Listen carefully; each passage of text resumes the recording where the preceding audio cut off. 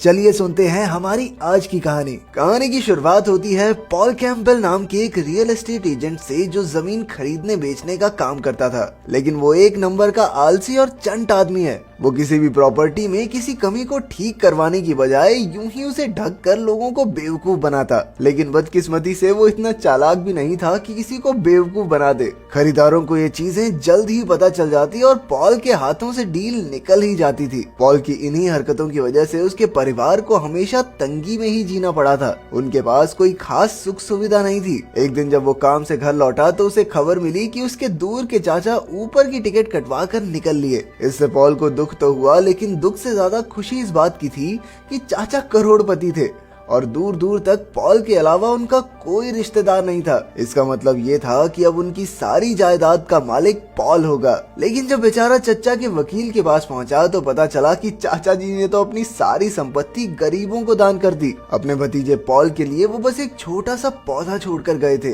ये सुनकर पॉल को काफी गुस्सा आया और उसने मन ही मन में चाचा को कई गालियां दी। खैर आखिरकार वो पौधा लेकर घर आ गया। अगली सुबह नाश्ते के समय भी पॉल चिढ़ा हुआ था। उसने बेवजह अपने बच्चों को फिजूल खर्ची करने के लिए डांटना शुरू कर दिया। इतना खर्चा कौन करता है भाई? मेरे लाड प्यार ने बिगाड़ दिया है तुम्हें। आज से तुम्हारी पॉकेट मनी बंद। पॉकेट मनी है?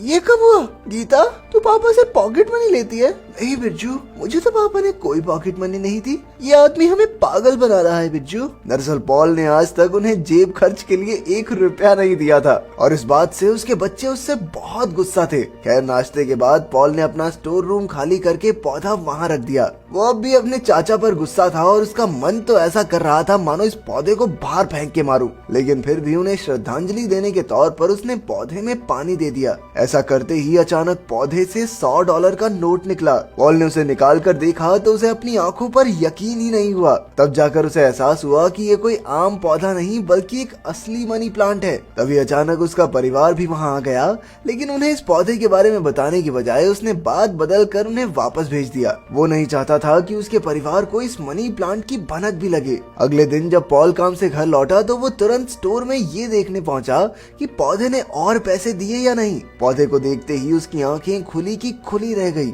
उसके जादुई पत्तों से हजारों डॉलर झड़ रहे थे और इसी तरह पॉल ने वहाँ से पैसे निकालना शुरू कर दिया। उधर उसके परिवार वाले इस बात से बिल्कुल अनजान थे। फिर एक दिन टिम नाम का एक बूढ़ा आदमी उसके घर आया। वो खुद को उसके चाचा का दोस्त बता रहा था। उसने पॉल से अपनी एनजीओ के लिए थोड़ा दान मांगा और पॉल भी काफी अच्छे मूड में था, इसलिए उसने टिम को $1000 का चेक दे दिया। ये देखकर उसके परिवार वालों को तो अपनी आंखों पर यकीन ही नहीं हुआ। टिम के जाने के बाद उन्होंने पॉल से पूछा कि आखिर उसके पास इतने पैसे आए कहां से। लेकिन सब कुछ सच बताने के बजाय उसने फिर से झूठ कह दिया कि आजकल तो मैं प्रॉपर्टी बेच रहा हूँ, खरीदारों की तो लाइन लगी पड़ी है। इसी तरह कुछ ही दिनों में पॉल पैसे तोड़कर अमीर हो गया। उसने डिजाइनर कपड़े पहनने शुरू कर दिए और आखिरकार गीता और बिरजू को भी उनकी पॉकेट मनी मिल ही गई। इससे पूरे घर का माहौल भी धीरे धीरे बेहतर हो रहा था। इसके बाद हमने देखा कि पॉल अब बिल्कुल बदल चुका है। उसे पैसों की कोई परवाह नहीं थी और अब तो वो बस पैसे उड़ाने के बहाने ढूंढता रहता था। एक दिन उसने सबसे महंगी घास काटने की मशीन खरीदी। हालांकि उसके घर में इतना बड़ा बगीचा तो था भी नहीं।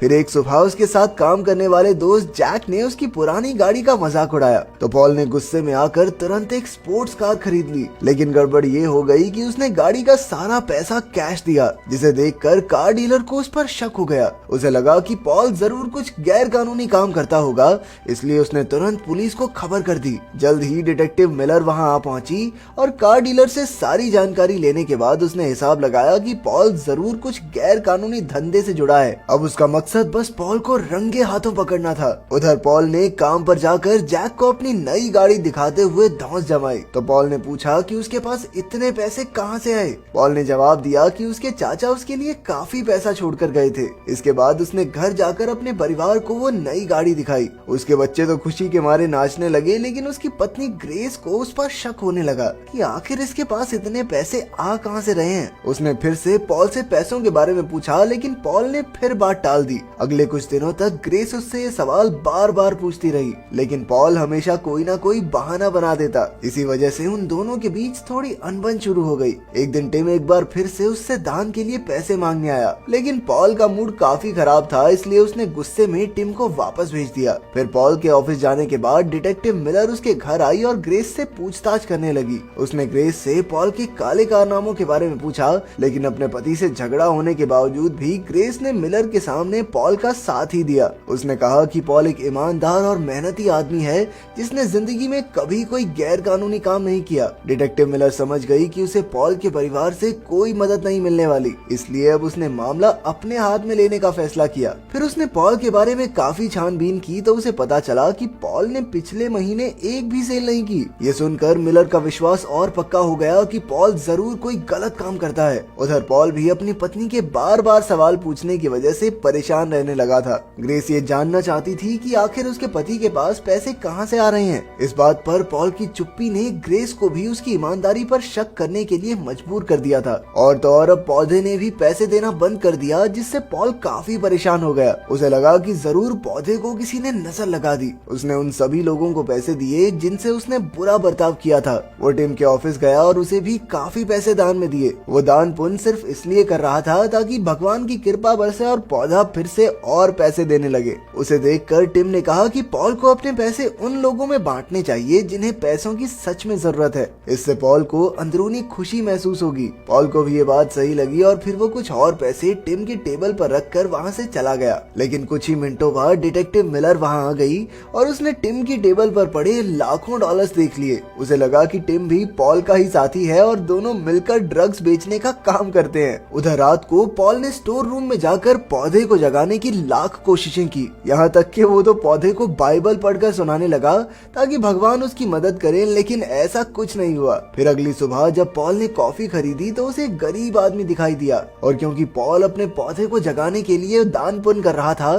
तो उसने उस गरीब आदमी को $100 दे दिए। लेकिन उसके जाने के बाद डिटेक्टिव मिलर वहां आ गई और गरीब आदमी के हाथ में पैसे देखकर उसे लगा कि ये भी जरूर पॉल के साथ मिला होगा। उसने तुरंत उस बेचारे गरीब आदमी को गिरफ्तार कर लिया। उधर पॉल ने आज अपने बेटे से वादा किया था कि वो साथ मिलकर फुटबॉल मैच देखेंगे, लेकिन वो अब तक घर लौटा ही नहीं। ग्रेस ने उसे काफी बार फोन किया लेकिन पॉल ने फोन उठाया ही नहीं। आखिरकार ग्रेस अपनी बेटी कैरी के साथ पॉल की फैक्ट्री में उसे ढूंढने गई, लेकिन वो जगह तो एकदम खाली थी। जैसे ही कैरी एक अंधेरे कमरे में घुसी तो अचानक वो एक गड्ढे में गिर गई जो कपड़े से ढका हुआ था। असल में पॉल ने ही इस गड्ढे को ठीक कराने के बजाय उसे कपड़े से ढक दिया था और आज उसकी बेटी को ही इस चालाकी का खामियाजा भुगतना पड़ा। फिर उसे हॉस्पिटल ले जाया गया क्योंकि उसके हाथ की हड्डी टूट गई थी। जैक को पॉल की इस लापरवाही पर बहुत गुस्सा आया क्योंकि उसने कई बार पॉल से उसे ठीक करवाने को कहा था। बाद में पॉल को भी अपनी गलती का एहसास हुआ और वो ग्रेस के सामने रोने लगा। उसने पूरी जिंदगी ऐसे ही चालाकी करके काम चोरी की थी और शायद इसी वजह से उसके परिवार को तंगी में जीना पड़ा। आखिरकार ग्रेस ने उसे माफ कर दिया और एक नई शुरुआत करने को कहा।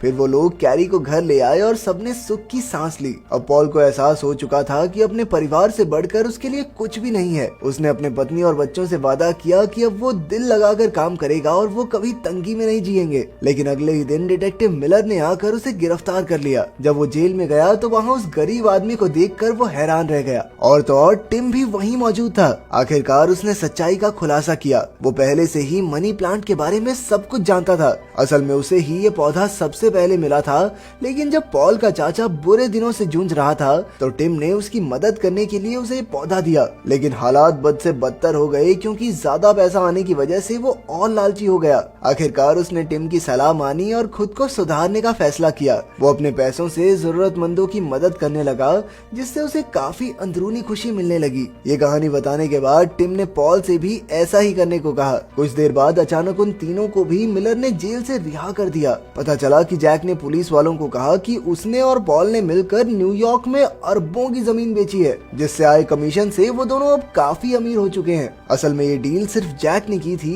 लेकिन पॉल को बचाने की खातिर उसने पुलिस से झूठ कह दिया। आखिरकार पॉल के खिलाफ कोई सबूत न होने की वजह से मिलर को उसे रिहा करना पड़ा। फिर कुछ दिन बाद टिम की ऑर्गेनाइजेशन ने एक पार्टी रखी जहां पॉल का परिवार भी आया था। असल में ये अनाथ बच्चों का घर था और टिम इन्हीं के लिए दान इकट्ठा कर रहा था। इसके लिए पॉल को स्टेज पर बुलाया गया और उसने अपनी सारी गलतियां बताते हुए सबसे माफी मांगी। फिर उसने कहा कि वो अपनी स्पोर्ट्स कार बेच रहा है, जिसके पैसे इन बच्चों के भविष्य के लिए इस्तेमाल होंगे। ये सुनकर सब बेहद खुश हुए और जैक ने उसे गले लगा लिया। कुछ दिन बाद पॉल अपने परिवार को छुट्टियों में घुमाने ले गया। चाहे अब उसके पास उतने पैसे नहीं थे, लेकिन वो खुश बहुत था। फिर उसने टिम से हाथ मिलाकर उसे मनी प्लांट लौटा दिया क्योंकि अब उसे जिंदगी की असल कीमत समझ में आ गई थी। इसके बाद वो खुशी खुशी अपने परिवार के साथ घूमने चला गया।